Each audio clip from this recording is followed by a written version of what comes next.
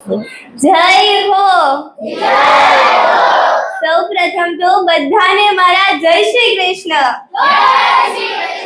અરે આટલો નાનો અવાજ ના ચાલે. આજે આજુબાજુમાં બધાને જ ખબર પડી જવી જોઈએ કે આજે નચિકેતા વિદ્યાભવનમાં કંઈક તો કાર્યક્રમ છે હો. તો બધા જ એકવાર જોરથી બોલી દો જય શ્રી કૃષ્ણ. હવે બરાબર. અહીંયા ઉપસ્થિત માનનીય મહેમાનશ્રીઓ, શિક્ષકશ્રીઓ, વિદ્યાર્થીઓ તેમજ વાલીશ્રીઓને નચિકેતા વિદ્યાભવનની વિદ્યાર્થી હસ્તી ચોથાણીના શત વંદન. આજે મારે આપણી સમક્ષ એક સંવાદ રજૂ કરવો છે. એવા પ્રશ્નો રજૂ કરવા છે કે જે લગભગ દરેકના જીવનમાં થતા જ હશે.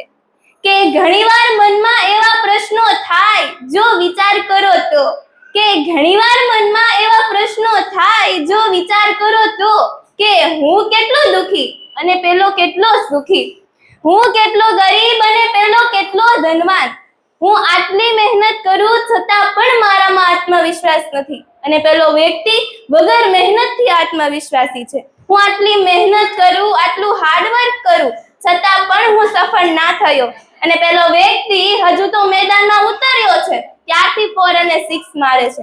અત્યારે છે ને આપણને આવા સવાલ થાય, પરંતુ થોડા સમય બાદ, થોડા વર્ષો બાદ આપણે જ્યારે વૃદ્ધાવસ્થા તરફ જઈશું ને ત્યારે આપણને એવા સવાલ થશે કે મેં તો જિંદગીભર બધાનું સારું કાર્ય કર્યું, ક્યારેય કોઈનું ખરાબ વિચાર્યું પણ નથી, છતાં પણ જીવનમાં આટલી અશાંતિ અને બીમારી કેમ?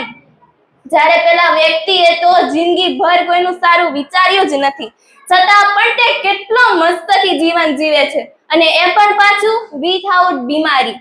જો આપણને આ સવાલોનો જવાબ મળી જાય તો મનમાં કેટલી શાંતિ થાય.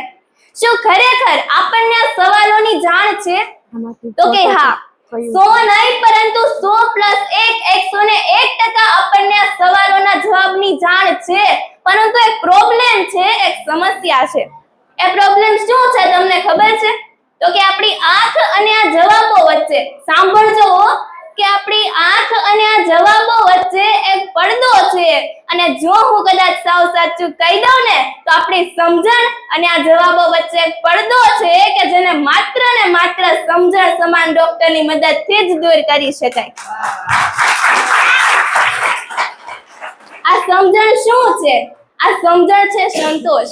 આપણે હંમેશા બીજાને જોઈને એવું વિચારતા હોઈએ કે બીજા પાસે જે છે ને એ મારી પાસે નથી. પેલા વ્યક્તિ પાસે તો BMW છે, તેની પાસે તો બંગલો છે, તેની પાસે તો ધન સંપત્તિ પણ એટલી છે, પરંતુ મારી પાસે તો એમાંનું કશું જ નથી. પરંતુ જ્યારે આવો વિચાર આવે ને ત્યારે એક વિચાર અવશ્ય કરજો કે જે મારી પાસે છે ને એ બીજા કોઈ પાસે નથી.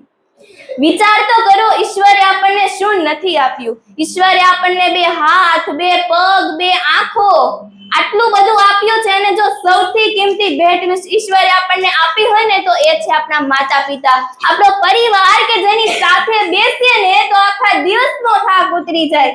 એવા શિક્ષકો કે જે આપણને જીવન જીવતા શીખવાડી જાય. હમણાં થોડાક દિવસ પહેલા જ હું અશોક ગુજરના એક સેમિનારમાં ગઈ હતી. ત્યાં એક છોકરો આવે છે કે જે આંધળો હોય છે, જોઈ નથી શકતો, છતાં પણ તેને ફોન આપવામાં આવે છે ને તે આખો ફોન વગર દ્રષ્ટિએ ખોલી આપે છે. પછી તેને અલગ અલગ રૂપિયાની નોટ્સ આપવામાં આવે છે. ત્યારે તે એટલા આત્મવિશ્વાસથી કહે છે કે આ નોટ 500 ની જ છે. જો એ છોકરાએ ભગવાનને ફરિયાદ કરી હોત કે પ્રભુ, તે બીજાને આપ્યું તે મને કેમ ના આપ્યું? બીજાને તો આ દુનિયા જોવા માટે તે આંખો આપી, પરંતુ તે મને આંખો ના આપી. જો એ છોકરે આવું વિચાર્યું હોત ને તો એ છોકરો આજે કરોડોનું ટર્નઓવર ના કરતો હોત.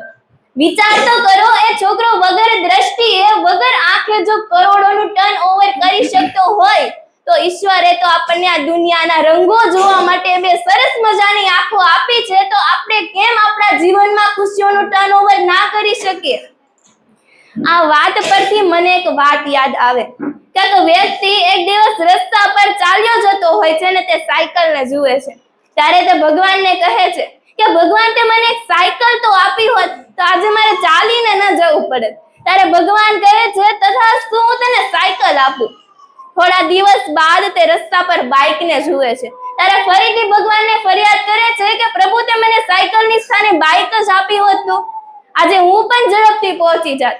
થોડા સમય બાદ પાછો તે કારને જુએ છે અને ફરીથી ભગવાનને ફરિયાદ કરે છે કે પ્રભુ તે મને કાર જ આપી હોત તો. આમ તે ફરિયાદ કરતો કરતો એક દિવસ તેના જીવનનો અંત આવે છે, તેનું મૃત્યુ થાય છે. ભગવાન પાસે જાય છે અને ભગવાનને કહે છે કે ભગવાન તમે બહુ ભેદભાવ કરો છો, તમે મારા સવાલનો જવાબ આપો કે તમે બીજાને આપ્યું તે મને કેમ ના આપ્યું.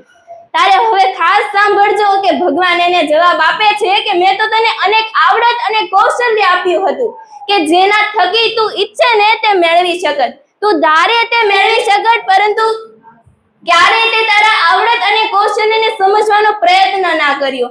તું હંમેશા એ જ શોધતો રહ્યો કે બીજા પાસે એવું શું છે જે મારી પાસે નથી. ત્યારે ભગવાન કહે છે કે ખરેખર જે તારી પાસે હતું ને એ બીજા કોઈ પાસે નહોતું. હમણાં જ ટ્રેન્ડિંગમાં થોડાક સમય પહેલા એક મૂવી આવેલું જે લગભગ દરેકને ખબર જ હશે, લાલો મૂવી. તેમાં લાલો જ્યારે ઘરમાં ફસાઈ જાય છે ત્યારે તે ભગવાનને કહે છે કે જો ખરેખર તમે ભગવાન હોય તો તમે ચપટી વગાડો અને હું ઘરની બહાર નીકળી જાઉં.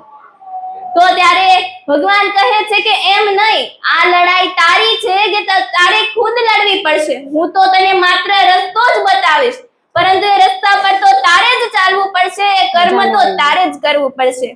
એમ ભગવાન છે ને દરેકના જીવનમાં અલગ અલગ સવાલો આપે છે. દરેકના જીવનનું ક્વેશ્ચન પેપર અલગ અલગ હોય છે. આપણે એક્ઝામમાં કોપી કરીએ ને તો પાસ થઈ જાય, પરંતુ આ જિંદગીની એક્ઝામમાં જો કોપી કરવા જઈએ ને તો હંમેશા આપણે ફેલ જ થવાના, કારણ કે દરેકના ક્વેશ્ચન પેપર અલગ અલગ હોય છે.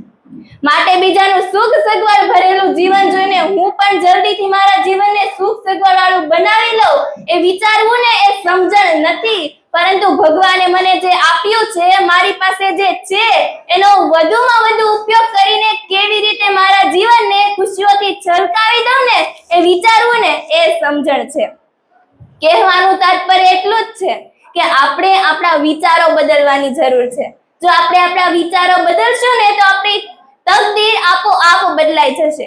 અંતે મારે એટલું કહેવું છે કે ન જીવો અભાવમાં, ન જીવો પ્રભાવમાં, કે પછી ન જીવો દેખા દેખીમાં. ઈશ્વરે આપ્યો છે ને સરસ મજાનો પરિવાર, તો તેની સાથે માત્ર ને માત્ર જીવો સારા સ્વભાવમાં, તો તેની સાથે માત્ર ને માત્ર જીવો સારા સ્વભાવમાં.